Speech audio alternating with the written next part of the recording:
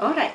So my message about what happened today is mainly to focus on this as the message actually has a lot to do with knowledge, gaining knowledge and spreading knowledge, because I think this is the best way to contribute positively to what's happening.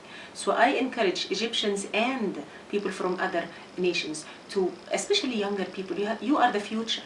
So we work hard to gain knowledge, to understand what's happening, and it is really important to get your own sources, to investigate, to look behind the surface or beneath the surface and see where this is coming from. Do your own analysis, ask your own questions, gather your information, and draw your own conclusion. Don't wait for analysts or commentators to give you the conclusions.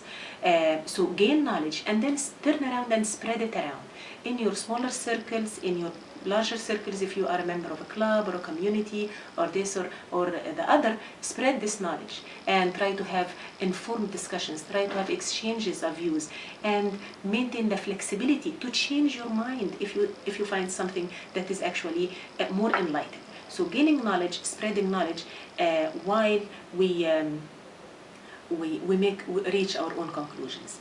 The other thing I want to highlight is, if you have freedoms, political freedoms, opportunities to participate in the political process, gain from these opportunities. These are golden opportunities. People suffer and some of them die to gain these privileges. Use your privileges, put them in action, try to get your representatives to power. And if they don't get to power, that's all right.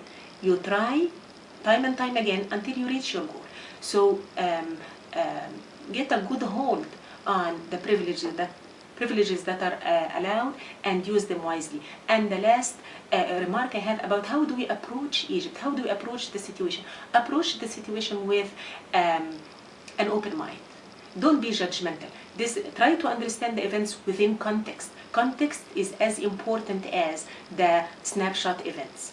And at the same time, cultural effects or cultural factors have sometimes a lot to do with how people think or how people express themselves. So try to keep an open mind about why somebody say what they say, or where does this come from.